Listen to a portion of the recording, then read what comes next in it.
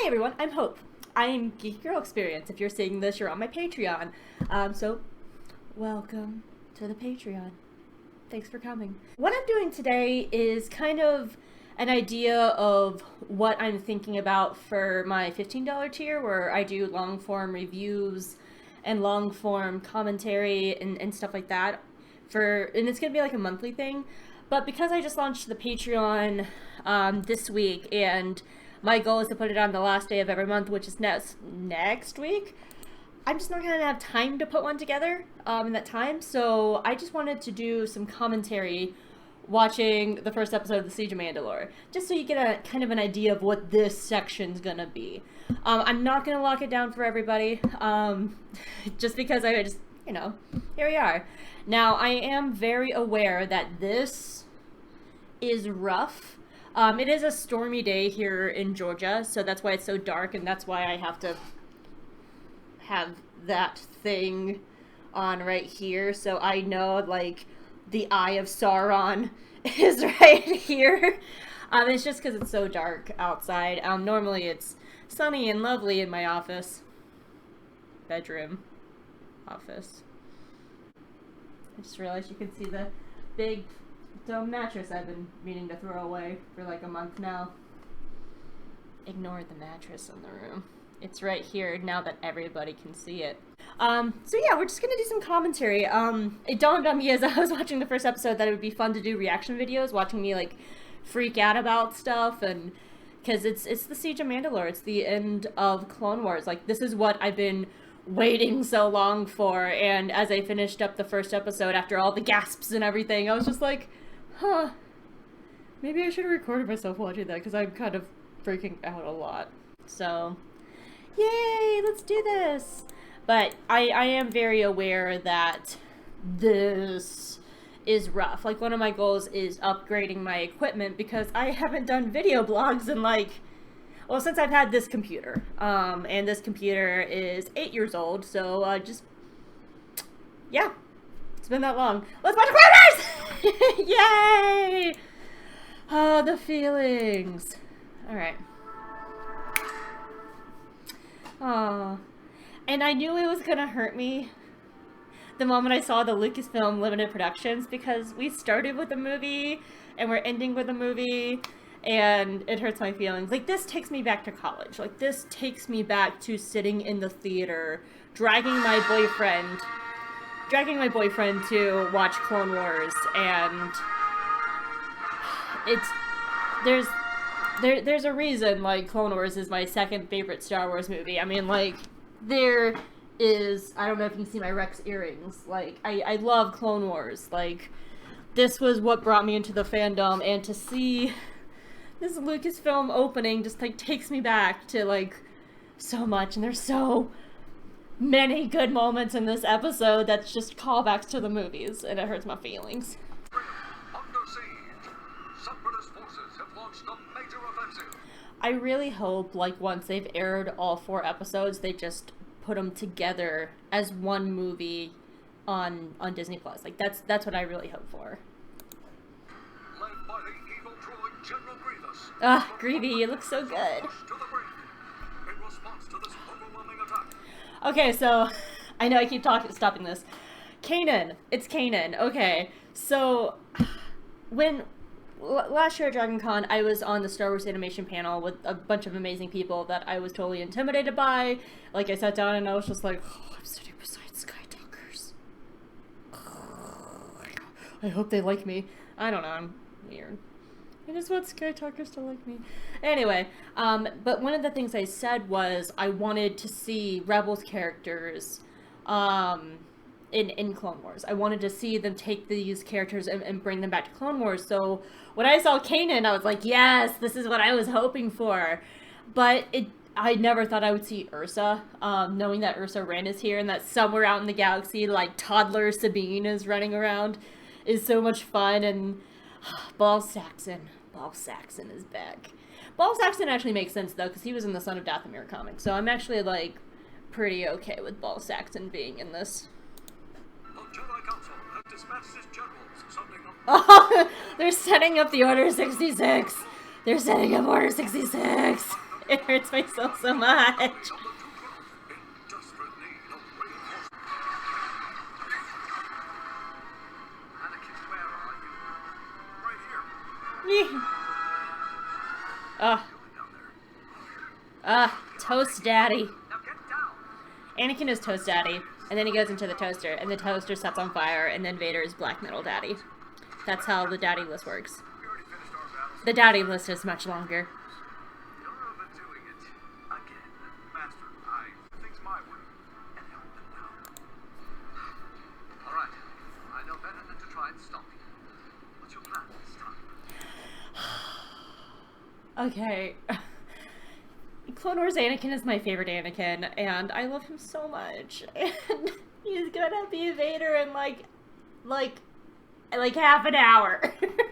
Okay, not like actually like half an hour, but it like, you know, this is like the Anakin Skywalker goodbye tour. So like every time we see Anakin, it might be the last time we see Anakin before he's Vader. And I honestly, I just I don't know what to do. I'm gonna puke. Okay, let's do this. Ah, I love the battle droids.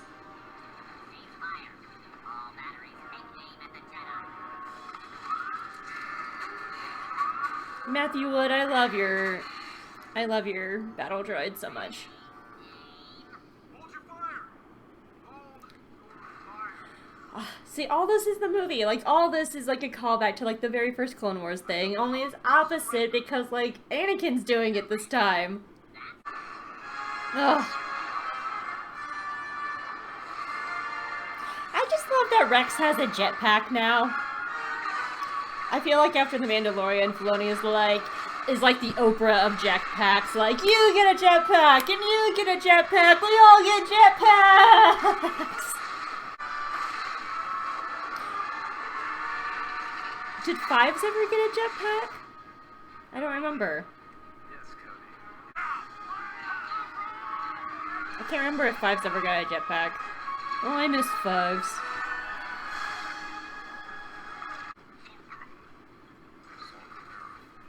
Perhaps the siege at Alderaan has taken a turn for the worse.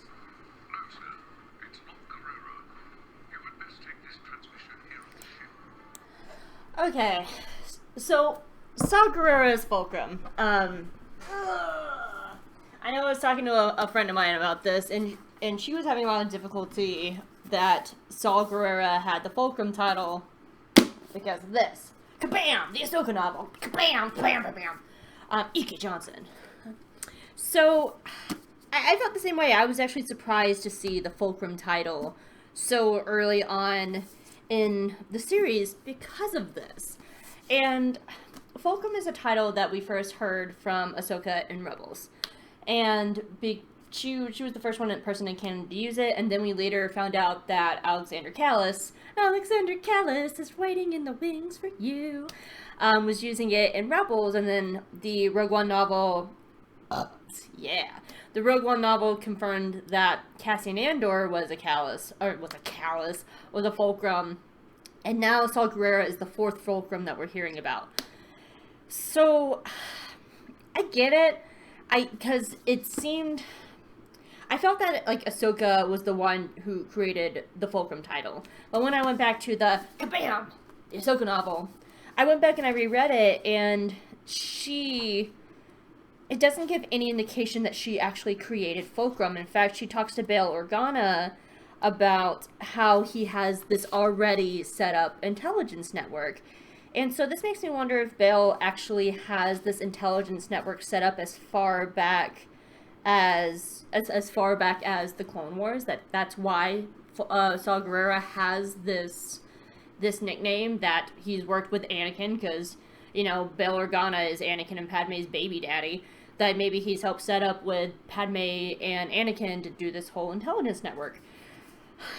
And I went back and I looked at the Ahsoka novel, and there's no... It's page 352 and 353, and there's like really no indication that ever suggested that Ahsoka created this. And I think this is kind of like a fan thing, because Ahsoka was the first, and because we read it in this novel, that we just kind of all assumed she created Fulcrum when it was already an established thing. And the Saw Gerrera thing doesn't actually bother me really at all. The reason it doesn't bother me, I don't own a bookshelf, so all my books live in my floor. Because I don't actually own a bookshelf. And, what was I saying?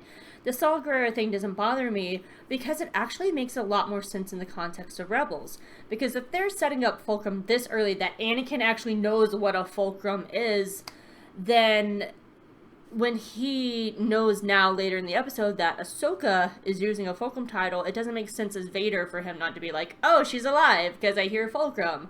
Let me hunt her down.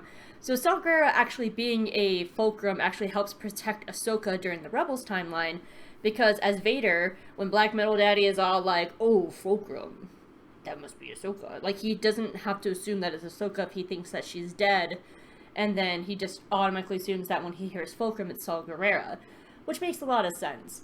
Until we get the Charles Soules comic, and he's just like, well, maybe I will face her again on Mandalore, because Charles Soules is the best. Anyway, so let's watch. Oh, Anakin's face! I will say I always have a soft spot for Yularen too. I love Tom Kane as Yularen. I just always have a, especially in the Thrawn novel, like that's my softest spot for Yularen. Like Thrawn and Yularen as like smart duo buddies working together is just like my favorite. Ugh. Hello, Master. It's been a while. It's been a while. Anakin's face! Ahsoka. What? I don't believe it. How are you? Where are you? Are you okay? Oh, I'm all right. Thank you. he cares for her so much. But I have urgent information from... I love this hangar scene too, because it's like mirrors Ahsoka's first arrival on Coruscant, on Christophsis, and meeting them. If Ahsoka hadn't left the order, she... It mirrors the movie. I love it so much.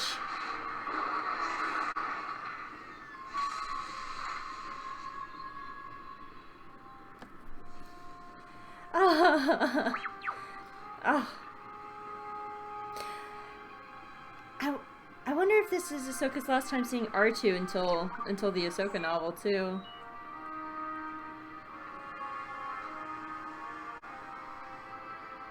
I like that Ahsoka color coordinates with the other Mandos. Mandos color coordination. We understand. I love like all their little looks, like, oh, there's so much drama here, so much drama. Oh, because Ahsoka looks at Anakin, and Anakin just wants to talk to her and like apologize and be like, let's be friends again. And Ahsoka's like, I don't know, Obi-Wan's here, and Obi-Wan's like, I didn't mean to betray you, but I couldn't help it, and I should have spoke up. And she's all like, I know, bitch. I love it. Oh, it's so good. Meanwhile, Bo-Katan's like, I'm not here for any of your emotional bullshit. Oh, Anakin just wants to talk to Ahsoka. It hurts my feelings. What were you doing on Obadiah?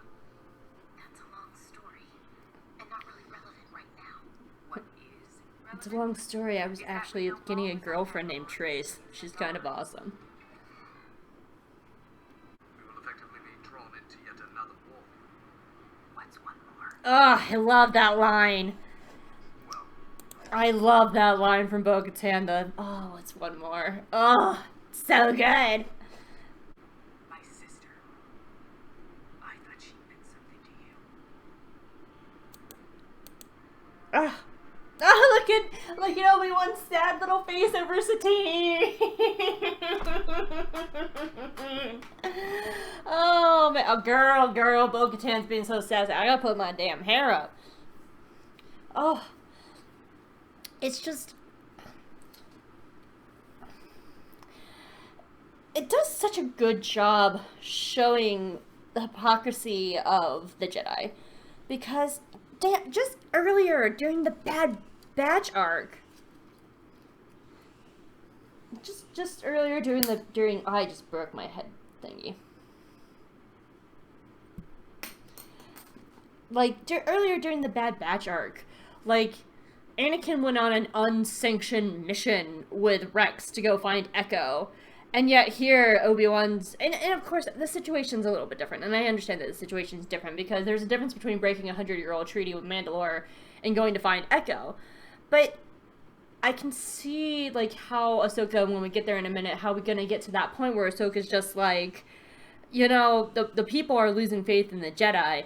And this is why they're losing faith in the Jedi, is because you're so reliant on, like, the dogmatic ways and politics of both the Republic and the dogmatic ways of the Jedi, instead of just, like, doing what needs to be done. and she has every right to be mad at Obi-Wan.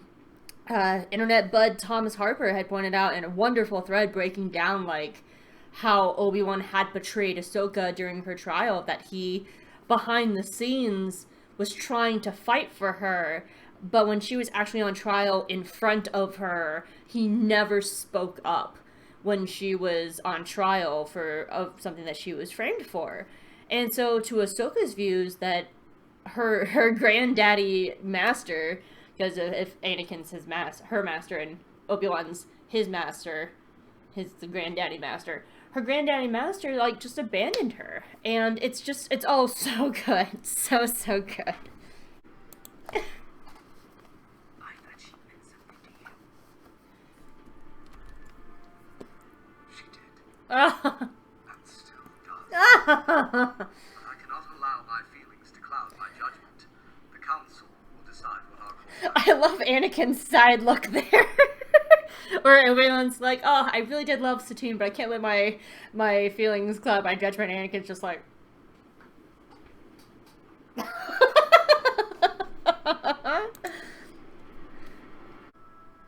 what you went through for them day after day.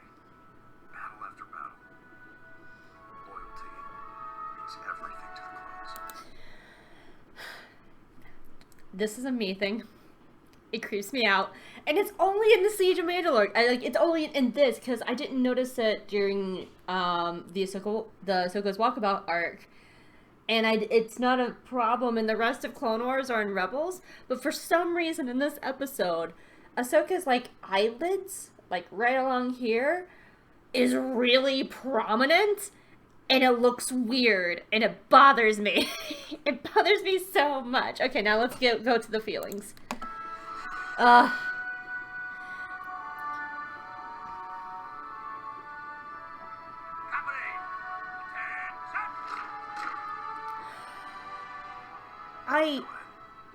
I love this moment with Rex and Ahsoka, because one of my biggest pet peeves of the Ahsoka Leaves arc is she never got a chance to say goodbye to Rex. And Rex has, like, been just as much as her friend and companion and brother, as much as, like, Anakin and Obi-Wan. And it bothered me that, like, Rex never got that moment. So I'm happy they had this moment together, and that actually Ahsoka and Rex get to spend the rest of the arc together, because it always bothered me that she never got a chance to say goodbye to Rex. Also, the scene is absolutely heartbreaking, because I think this is the last time that Rex and Anakin see each other, and Rex never sees Anakin again, because as of Rebels, we don't... I need to know if Rex knows that Anakin is Vader. Like, I need to know these things. Did Ezra ever... Well, Ahsoka never told Ezra. Ezra doesn't know. Kaden doesn't know. Like, I need to know if Rex knows that Anakin is Vader. I need to know it, Dave. Dave, give it to me. Glad to have you back, Commander. Rex, thank you. But you don't have to call me Commander anymore. Sure thing, Commander. Oh, it hurts so much. Surprise for you. Rex, prepare all forces. We're jumping to hyperspace immediately. Did... Yes, sir. Man, with me. I don't know if I noticed it before, but did Obi-Wan have time to put on his episode 3 robe? Wait, was he... Hold on. I have to go back for a second. Was he wearing... Okay, he was wearing his episode 3 robe earlier. I thought he had an outfit change for half a second, but he's wearing it earlier. Grievous has attacked the capital. Ahsoka, surely you understand this is a pivotal moment in the Clone Wars. The heart of the Republic is under attack. I understand that as usual you're playing politics. This is why the people have lost faith in the Jedi. I had too, until I was reminded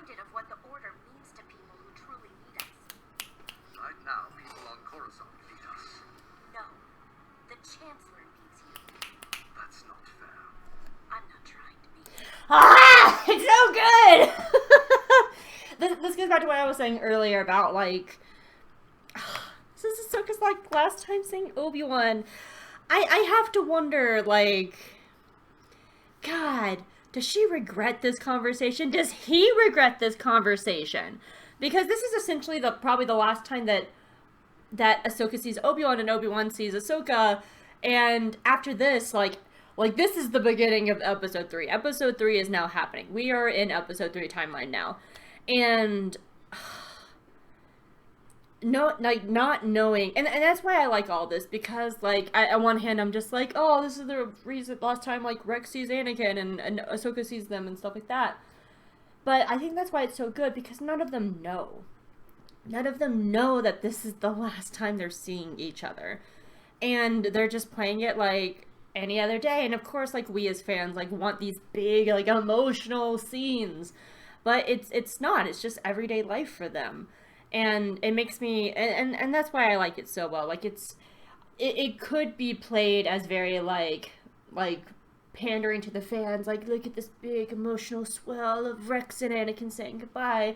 But it's not. Like, they're all expecting to see each other. They're not expecting Order 66. They're not expecting all this to happen. So, like, and to me, like, that gives it so much more drama. Like, because we as fans know what's about to happen. Like, I know that this is the last time Ahsoka's seeing Obi-Wan, and she's fucking telling him off. And he's fucking telling her off. And they're, like, going at each other.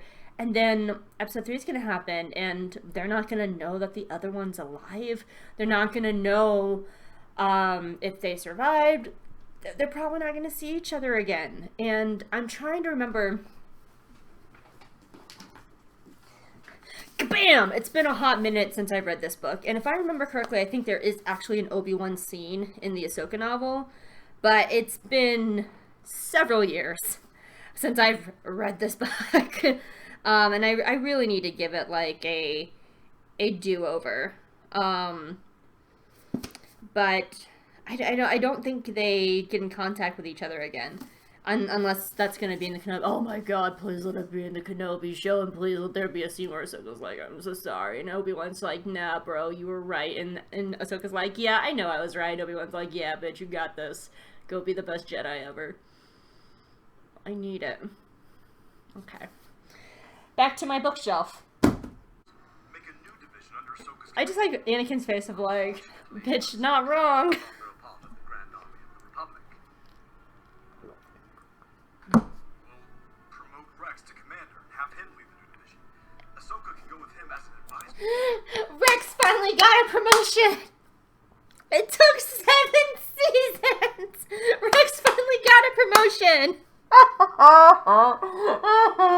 It took so long for Rex to get a promotion. I'm so excited for him. It makes me so happy. Like, this makes me feel like this is the reason, like, Dave Filoni, like, never promoted him as commander. So you always had, like, Commander Cody and Commander Wolf and Commander Bly and all this. But, like, Rex was always the captain, and I feel like this is the reason. Like, this is the reason why Dave was just like, well, Rex can never be promoted because of CJ Mandalore. So it's so good. Dave. That is, if Obi-Wan agrees. If Obi-Wan and the council would give it to me, Obi-Wan's just like, I fucking don't care anymore. May the Force be with you. But I like that Obi-Wan doesn't hold the grudge against her either. Like, it's so One other good. thing. I killed Maul once, just to capture him. He doesn't seem to stay dead. Ah, Obi-Wan has his little, grain temples from the movie. I didn't notice that. As always. I'll take care of Grievous with any luck. This will all be over soon. Oh, it will all be over soon, but not in the good way, Anakin. Good thing I taught you otherwise. Anakin. Good luck.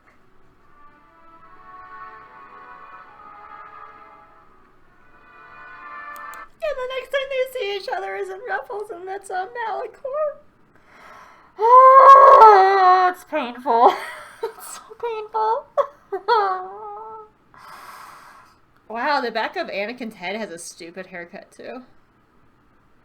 The things you notice when you pause stuff. His hair looks real dumb. Anyway. The Republic will make you an enemy in the eyes of the people. I'm fine with that. Ugh. I've always loved Bo-Katan. Ugh. Bo-Katan's so cool. Inform the syndicate of the invasion. It's Ball Saxon! Ball Saxon! See, this is what I was talking about with, like, bringing back in Rebels characters. Now, it is cool seeing Rook cast, because she was in the Son of Dathomir comics, and when I saw that she was voiced by Vanessa Marshall, I'm actually really happy that they're using so many other voice actors. Because Vanessa Marshall is the voice of Hera from Rebels. Took me a second there. But they've also this season have been using a lot of the Resistance voice actors. I think Donald Faison's in this. They've already used Bobby Moynihan. They used Josh Brenner last episode. So it makes me like really excited that they're still using all these Resistance voice actors too, because I do love Resistance and I miss Resistance every day. And my God, I need to do an entire piece of like why Resistance was never given a chance. Sucks because it has so much potential, but we're talking about Clone Wars today. But look, it's Ball Saxon. So I'm 5 years old.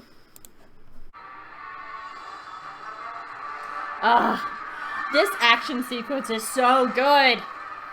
And again, it's very much like the movie. It very much is a callback to the Clone Wars movie of Ahsoka and Anakin racing to the top. Ursa!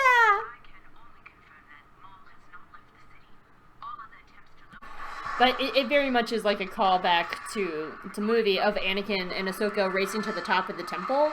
Only this time it's Rex and Ahsoka racing down. And it's so great. And I love their banter and I love their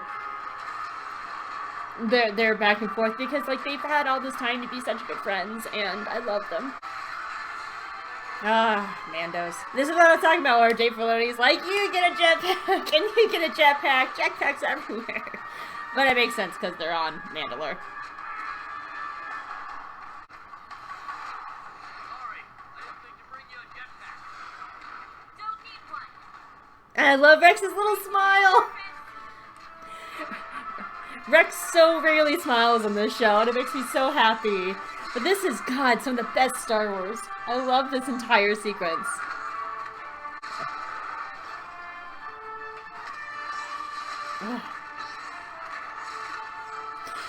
I will say that like, the punching sound effect is like very extra. I notice it's not as subtle as normal. Like it's like an actual like punching like thwack sound. It's so weird.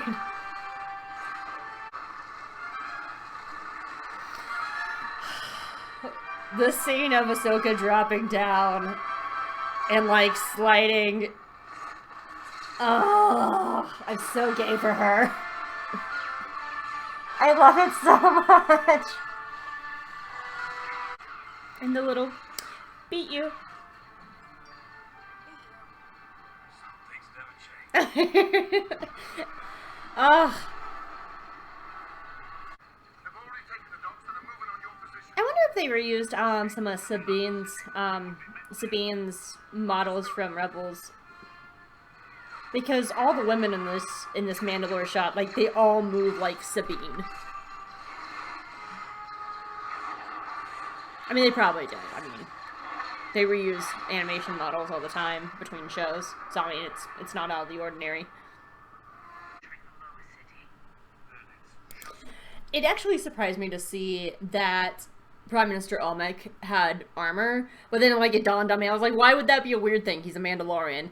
But his armor is so cool. I like this kind of almost like the royal, like the gold braid on it, and it looks so fancy, and it just made me start wondering about if before she was a Duchess, like what Satine's armor probably looked like, because she probably has this kind of like royal armor too. If anything, it was something that she forged with her family before she ever became the Duchess, and that she probably made this armor with Bo-Katan, because we know from Rebels, when Sabine is talking about forging her armor with her family, like it's a big deal being able to like forge your own armor. And it made me just kind of wonder about like, what does Satine's armor look like? And made me sad because Satine and Bo-Katan are like awesome sisters. I love them. Who is Corky related to? Because Satine is Corky's aunt, and Bo is not his mother. Do they have, like, another sibling we don't know about? Like, who is Corky related to? Who is the mom? Do they have, like, a long-lost sibling? I don't know. That's another thing that's always bothered me. Anyway, Clone Wars. Mando fights! So cool.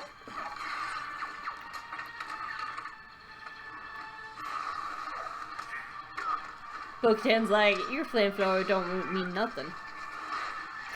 Ooh. Did she just shoot him in the balls? Hell yeah.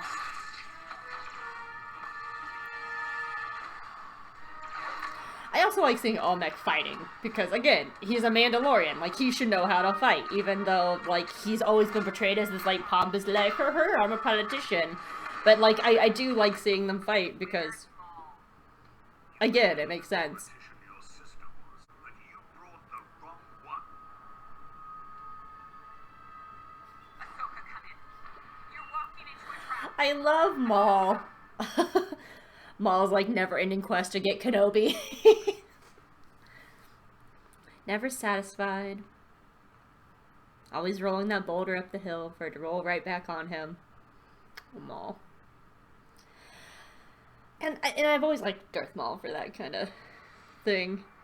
I think that's what makes Maul such a tragic character as well, because he just never had a chance. I was talking with my co-podcaster, Chris, about how we were musing about, like, what Maul would have looked like redeemed, over on J Guys and Jedi, which is our podcast. We were talking about, like, what Maul would look like redeemed, or what he would look like if he was always a good guy from the get-go. And we thought redeemed, he would probably look a lot like Asajj Ventress. Kind of, like, not fully good, but, like, still good enough, but not, like, fully bad.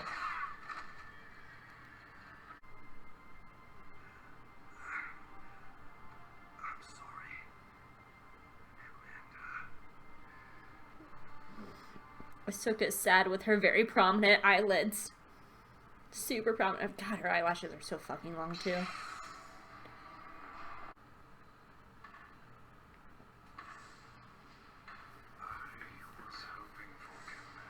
Spiky boy!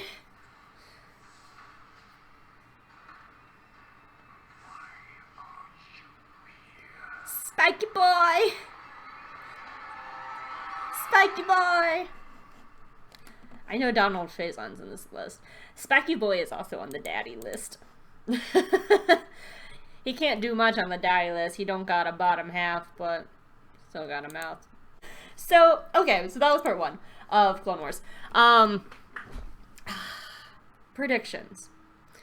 My predictions going forward is, I think episode 2 is just going to be the big Ahsoka Maul fight scene. Like, it's just going to be that battle. And then episode 2 is going to end with... The weird thing is that episode 3 is not like a day. Like, episode 3, it takes the course of several days. So somehow there's going to have to be time between this happening now and Order 66. Because I very firmly believe that we're going to be seeing Order 66 from the point of view of Rex and Ahsoka, because they're the only people we haven't seen Order 66 from.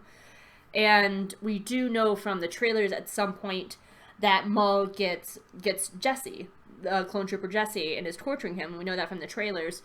So I think the siege is going to last several days. It's going to be very cat and mouse, and that the final battle between Maul and Ahsoka is going to be episode 2, maybe a little bit of episode 3, but I think Order 66 is going to be happening episode 3.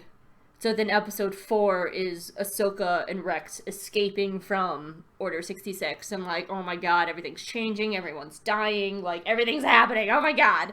So, it's gonna be interesting. So, thanks for joining me. Yeah. It's my face. My face. Thanks for joining me, you guys. I'll talk to you later. Bye.